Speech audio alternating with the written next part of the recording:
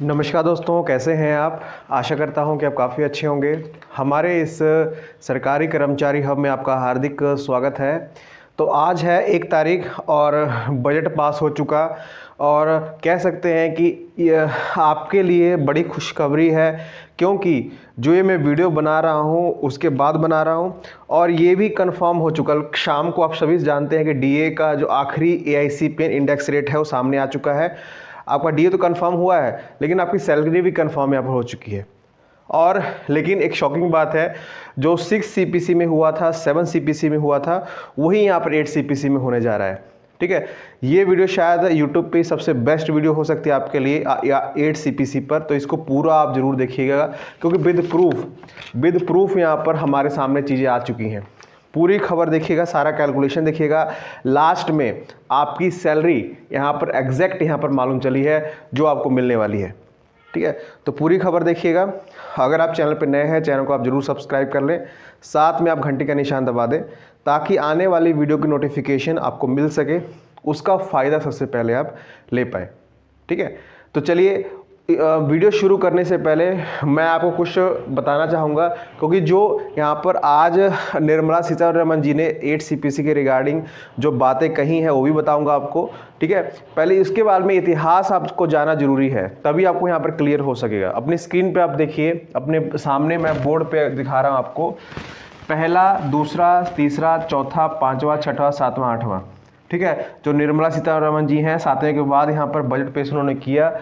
पहला 1946 में आया था, लागू 47 में हुआ था। जो न्यूनतम वेतन था 55 रुपये से 2000 रुपये यहाँ पर हो गया था। यहाँ पर बहुत गौर करने वाली बात है न्यूनतम वेतन पर और अधिकतम वेतन पर।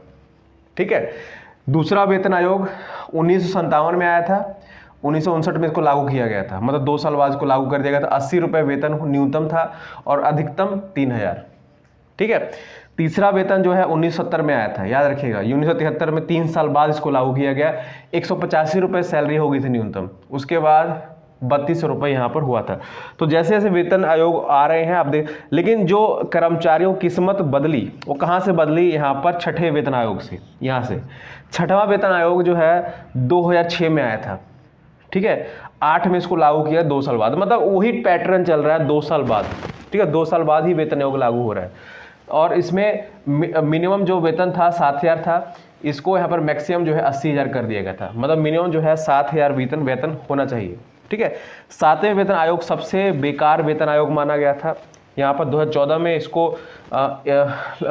गठित किया गया, 2016 में इसको मतलब दे दिया गया। ठीक है, 2 साल बाद, यहाँ भी 2 साल। मिनिमम 18,000 सैलरी ली गई थी, अधिकतम 2.5 लाख तक। और 8वां वेतन आयोग है 25 में गठित हुआ है और लागू वर्ष जो है 26 में है। 26 से ही आपको मिलना चालू हो रहा है, हाथ में तो आपको 27-28 में मिलेगा।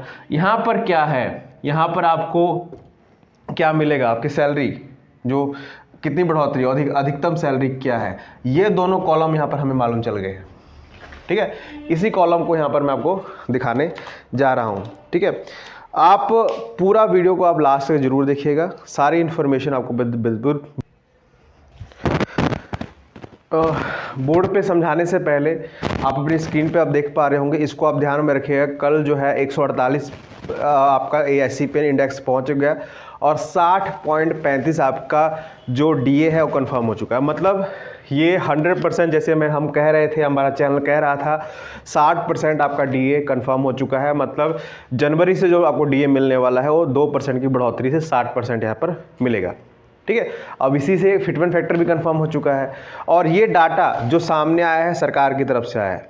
ठीक है, अब आपको क्लियरली यहाँ पर देखना पड़ेगा। पहले आप देखिए, यहाँ पर देखिए 6 सीपीसी। ठीक है, 6 सीपीसी में जो मैं यहाँ पर जो चीज़ें हैं वो बता रहा हूँ। ठीक है, 6 सीपीसी में मिनिमम सैलरी आपकी थी 7000। ठीक है, 7000 रुपये। ठीक है, डीए कितना था, 125%। 125% डीए चल रहा था, मतलब यहाँ पर 8750 रुपये आपको यहाँ पर डीए मिल रहा था। ठीक है, तो टोटल सैलरी कितनी हुई यहाँ पर, 15,750 रुपये। ठीक है, अब 7 सीपीसी की तरफ आते हैं। 7 सीपीसी में आपकी सैलरी 18,000 कर दी गई थी, आपको सभी को मालूम है। ठीक है, और उसमें आपको 18,000 कर दी गई थी, सारा कुछ जोड़ के, मैं यहाँ पर डीए वगैरह नहीं जोड़ रहा हूँ, ठीक है। यहाँ पर 15,000, यहाँ पर 18,000, ठीक है।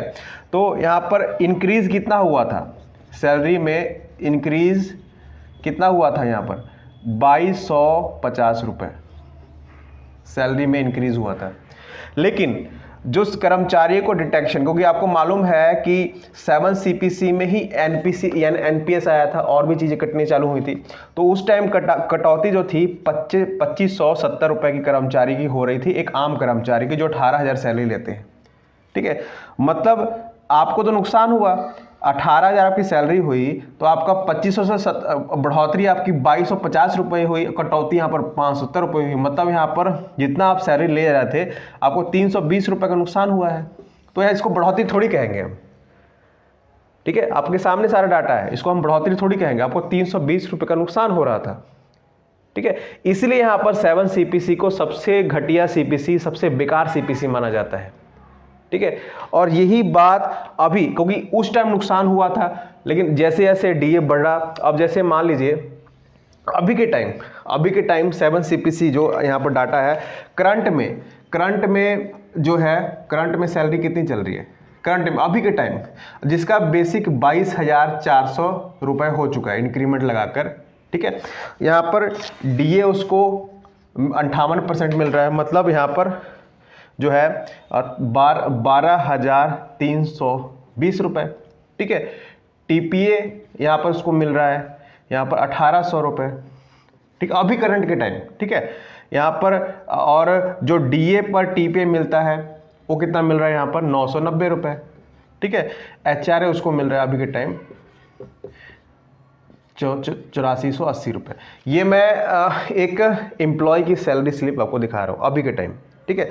टोटल सैलरी उसकी कितनी बनी 41,990 रुपये, ठीक है। डिडक्शन उसका हो रहा है 6540 रुपये, ठीक है। तो अपने घर कितनी सैलरी ले जा रहा है 35,450 रुपये अभी के टाइम, ठीक है। मैं इसकी बात नहीं कह रहा हूँ, यहाँ तो आपको नुकसान हुआ था स्टार्टिंग में। अभी के टाइम अपने जो कर्मचारी है जिसकी लेवल जो 22,400 वाला लेवल है, 21,700 वाला इंक्रीमेंट सब लगा के अभी के टाइम वो 35,450 रुपये सैलरी ले जा रहा है। अब यहीं से खेल शुरू हो रहा है। अब 8 CPC में DA 60% हो चुका है, आप सभी को मालूम है। मतलब अभी के टाइम जो सैलरी लेगा, मतलब जिसकी 18,000 सैलरी है, ठीक है, ये वाली 18,000, क्योंकि ये 18,000 अगर हम लेवल यही ले लेते हैं, ठीक है, 21,000 वाला लेवल यहाँ पर लेते हैं, ठीक है, 21,000 वाला लेवल लेते हैं। यहाँ पर आप 18,000 वाले ले, आप सबको समझ आ जाएगा, ठीक है। अब ये जो है 22,400 वाला लेवल है, 21,700 सैलरी आपकी जो लेवल 3 वाले हैं उनकी सैलरी है, ठीक है। यहाँ पर देखिए जो DA है वहाँ पर 0, ये तो 0 हो जाएगा, इसकी तो कोई वैल्यू है नहीं, ठीक है। वही आप लगाते हैं TPA 1,800 रुपये, बाकी सब वही सेम रहेगा, ठीक है। और उसके ऊपर TPA के ऊपर 990 रुपये, HRA 4480 रुपये, ठीक है। लेकिन फेरबदल यहाँ पर कहाँ आएगा, फेरबदल यहाँ पर क्या आएगा, क्योंकि सरकार मेरे को डाटा यहाँ पर जो यहाँ पर बजट पास हुआ है उसमें काफ़ी ज़्यादा इंडिकेशंस हैं कि आपको फिटमेंट फैक्टर जो है आपको, क्योंकि आप सभी जानते हैं कि जितना यूनियन यहाँ पर कह रही है कि 2.86, इतना तो फिटमेंट फैक्टर होने वाला नहीं कभी, ठीक है, क्योंकि आपको DA कन्फर्म हो चुका है 60%, तो उसके हिसाब से 1.6 तो ऑलरेडी आप चल रहे हैं। सरकार 25% की बढ़ोतरी देती है तो 2 के आसपास आपका फिटमेंट फैक्टर रहने वाला है। इसको हम 2 से गुना करेंगे, 21,700 को हम 2 से यहाँ पर गुना करते हैं। 21,700 को अगर हम 2 से गुना करते हैं तो कितना आया, मतलब वही 50,000 के अप्रॉक्स, 50,000 के अप्रॉक्स। अगर हम कैलकुलेशन भी कर लेते हैं, देखिए हम कैलकुलेशन कर लेते हैं, तो जब हमने कैलकुलेशन किया, जब 21,700 को हमने फिटमेंट फैक्टर 2 से गुना किया तो 43,400 बना।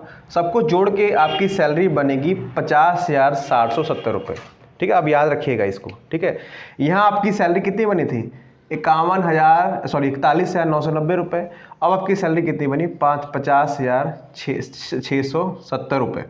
ठीक है, डिडक्शन वही करेंगे हम 6540 रुपये। इसमें से 6540 रुपये आप माइनस कर दीजिए। ठीक है, तो कितना आया? 1 6, ये 4 और ये 4।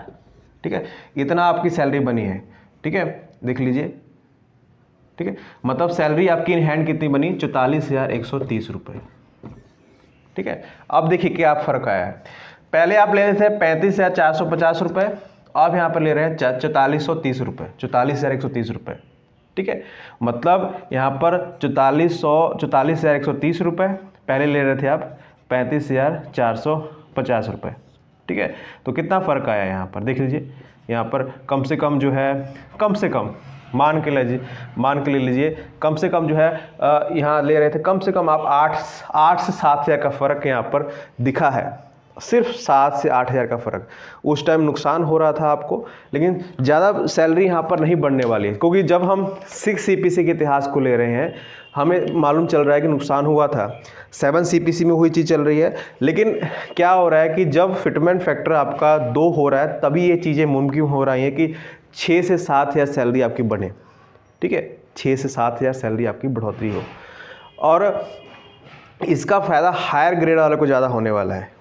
अब अगर वेतन आयोग आपको मिलता है, वेतन आयोग का फ़ायदा कब होगा? वेतन आयोग का फ़ायदा जब उस टाइम होगा जब आपको इंक्रीमेंट मिलना चालू होगा, DA मिलना चालू होगा अलग से, क्योंकि DA 0 हो जाएगा, उस टाइम आपको फ़ायदा नहीं दिखेगा। तो ये कैलकुलेशन बिल्कुल सही है जो हमने की है, क्योंकि कल DA कंफर्म हो चुका है, और अभी अब TV ऑन करके देखेंगे तो अभी यहाँ पर निर्मला सीतारमण जी का भाषण चल रहा है। उसके बाद क्या क्या अपडेट्स आती हैं, क्या क्या उन्होंने घोषणा की है, सब कुछ हम आपको बताएंगे अगली वीडियो में। ठीक है, इस वीडियो को शेयर जरूर करिएगा और चैनल को आगे न्यूज़ के लिए सब्सक्राइब करिएगा। धन्यवाद।